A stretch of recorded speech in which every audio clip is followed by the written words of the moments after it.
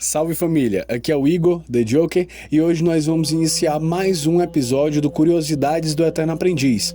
O quadro que, como eu falei para vocês anteriormente, agora vai ser semanal e terá episódios nas terças e nas quintas. Hoje nós vamos falar sobre a civilização asteca. Creio que com certeza você já deve ter escutado falar sobre os astecas e a sua civilização. Os astecas tiveram uma civilização extremamente sofisticada. É uma civilização que se desenvolveu ao norte até o meio do território mexicano e ao sul fez fronteiras com os antigos povos maias que nós falamos anteriormente no vídeo anterior. Os astecas eram estabelecidos no local onde fica a atual cidade do México. A capital de todo esse império se chamava Tenochtitlan e foi instituída em meados do século XIV, nas margens do lago Texcoco.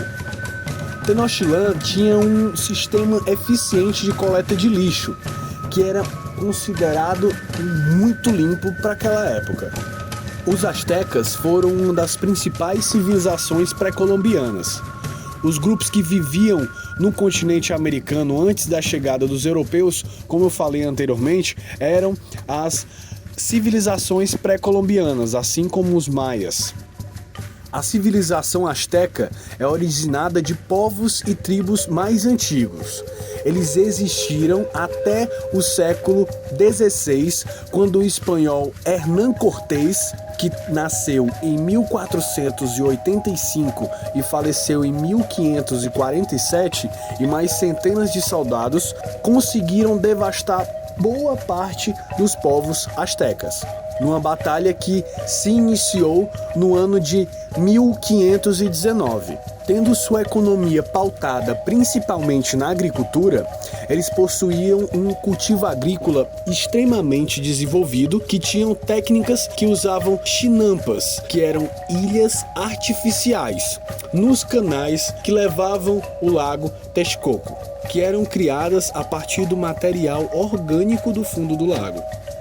Eles tiveram um poder centralizado até o ano de 1521 e tiveram a sua derrocada quando os espanhóis chegaram no ano de 1519.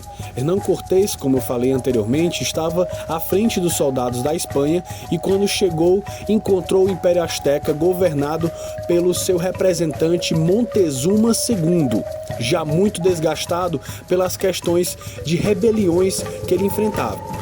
Com isso, Hernán Cortés buscou realizar e criar alianças com outros povos vizinhos e assim conseguiram invadir, atacando a cidade de Tenochtitlan. Após a invasão, conseguiram conquistar a cidade no ano de 1521. Com isso, acabaram conquistando outros povos da região e conseguiram estabelecer bases de colonização. Já na sua religião, o povo asteca, assim como os maias, eles eram politeístas, acreditavam em diversos deuses.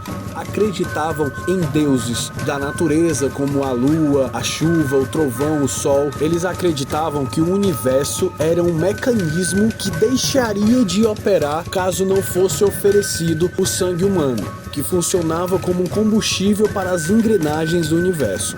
É tanto que ser sacrificado era um fato honroso. Existem relatos de que até os vitoriosos em jogos eram mortos e para eles eram o ápice da sua fé. Uma curiosidade é que quando alguém morria, se matava também um cachorro para que servisse de guia no além-túmulo.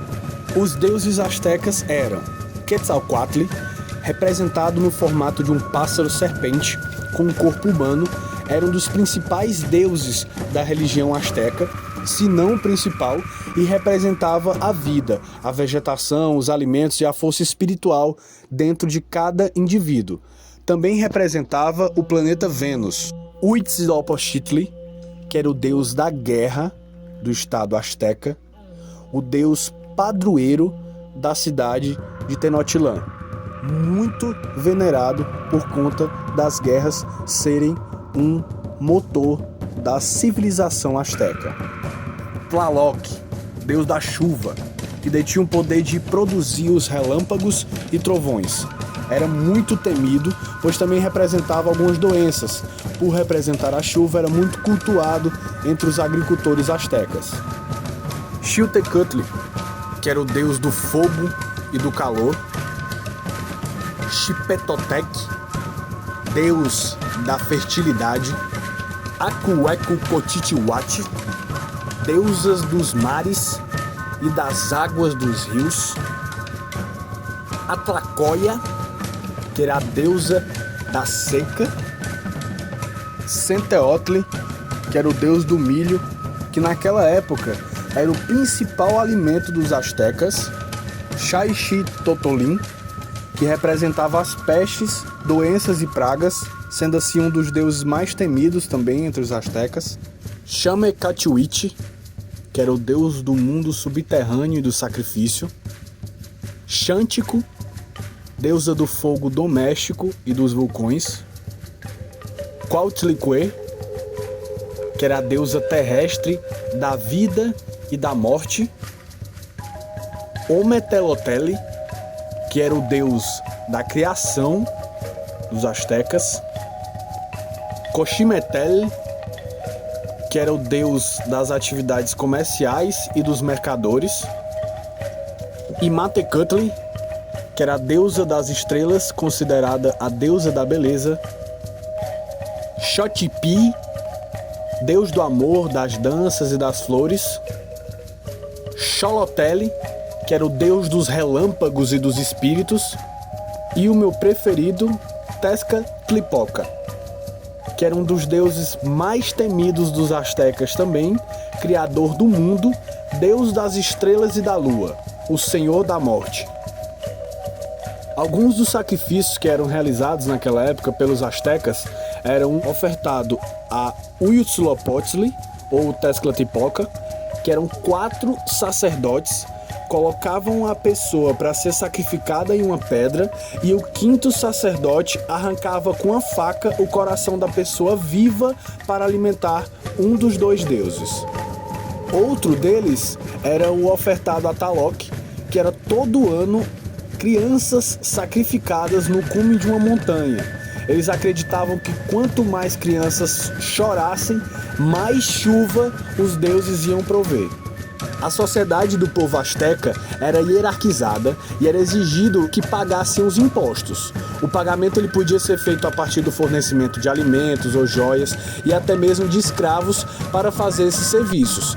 As classes sociais eram bem destacadas por meio de privilégios, vestimentas e os direitos. O imperador e o melhor colocado nessa sociedade era conhecido como Huiyei Tlatoani, considerado representante do Deus Supremo. Em geral, esses imperadores tinham uma condição de vida bem luxuosa. Só tinham que ofertar sangue para os deuses para comprovar as suas capacidades também como guerreiros. Depois os imperadores estavam a classe social, que era denominada como nobreza. Depois vinham as pessoas comuns, grupo formado pela grande maioria dos astecas. Os escravos formavam o grupo mais inferior daquela sociedade. Civilização asteca, diferente de outras civilizações, você não nascia escravo, você se tornava escravo. Se uma pessoa tivesse endividada, ela tinha a opção de se vender como escravo ou até negociar um filho para quitar a dívida. E a escravidão não era eterna. A liberdade ela poderia ser comprada novamente. Os escravos geralmente já eram criminosos que haviam sido condenados ou pessoas que tinham dívidas e achavam que a escravidão seria a melhor forma de saná-las. Na sociedade asteca, até os escravos poderiam acumular bens e estabelecer famílias. E essa sociedade, como eu havia falado anteriormente, teve seu fim em agosto de 1521, quando o espanhol Hernán Cortés, com seus aliados, conseguiram invadi-la. Mas toda a sua grandiosidade e história sempre será lembrada. E você, o que gostaria de ver nos próximos vídeos aqui do canal? Fica ligado que toda terça e quinta tem quadro novo do Curiosidades do Eterno Aprendiz. Tamo junto, família!